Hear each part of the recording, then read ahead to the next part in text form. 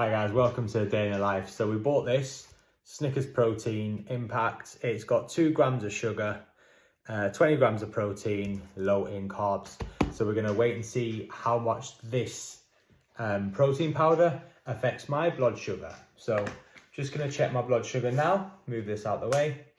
And we're probably looking at 2:45 at the minute. So what I'm gonna do is make the protein shake, and then at 4:45 I'm going to check my bloods again, and we'll see how much it's changed in 2 hours.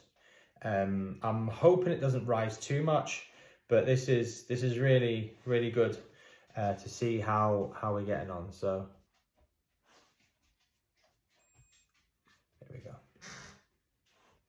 just a countdown. Here we go. So that is 7.6. So 7.6, we're going to make the protein shake, have it, and then check it in 2 hours. Right, cool. So we've just made this now. So the option is to have 1 scoop in your shake, and you can opt for milk or you can opt for water. I've opted for a mixture of both. So I've done probably 80% water, 20% milk. Because I don't want my carbs to go too high. So give that a good shake. So just a bit of information about this. Obviously I'm not getting paid for this. It's 119 calories, low in fat, 20 grams of protein, 15 servings. And the thing that appealed to me was carbs per scoop, 3.6 grams, of which sugar is 1.4 grams. So 1.4 grams of sugar for a big scoop. Really good compared to, say, some biscuits or sweets or something else that you might otherwise have. So let's try it. It's the first time we've tried it.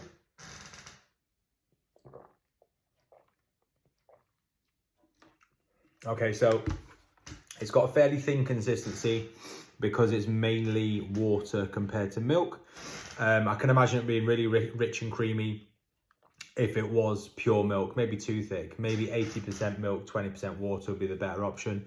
But we'll wait and see how and if this spikes my blood sugar or it actually goes down. So see us in 2 hours.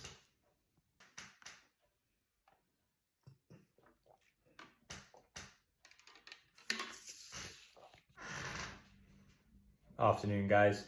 It's now 2 hours later. So let's get this checked, shall we?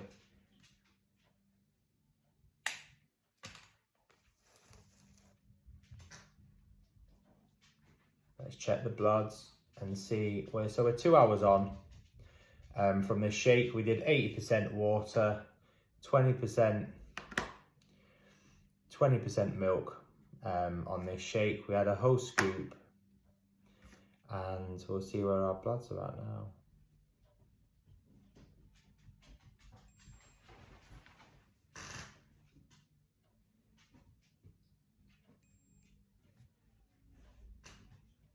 .9.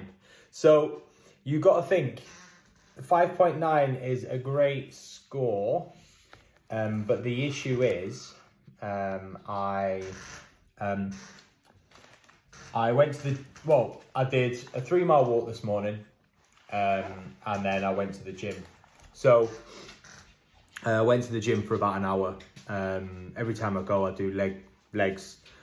Because that's where most of the sugars are stored from what I've read up on, trying to really combat this type 2 diabetes. So I needed something that was sweet, that would satiate my appetite and also my sweet tooth, that I've not really been having sugar, sweetener, pop, fizzy drinks, anything like that.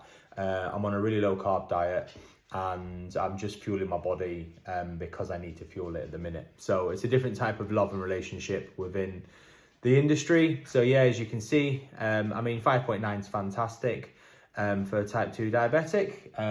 It was 7.6, so it's fair to say I don't think it's really gone up much in 2 hours just from taking this. Now what I'm going to do is do the same thing again tomorrow.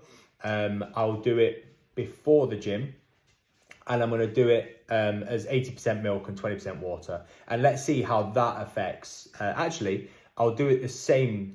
So after the gym, same parameters, same breakfast, same lunch, and then I'll try it again. But the difference is I'll do the 80% milk and 20%, and we'll see how that affects my blood sugar. So please follow along. If you're type 1 diabetic or type 2, please follow along, or you love pizzas, or you despise pizzas, or you know, if you're a foodie or anything like that, please follow along on my journey, because we do more than just pizzas. This is a day in the life, and it's a real honest review. So it's a yes from me. It tasted quite nice, but you got to remember that I'm not used to a lot of sweet stuff for the last 3 or 4 months. So it would always taste nice. It could have been thicker is what I'd say. So we'll try it tomorrow and we'll see where we end up. Cheers for watching.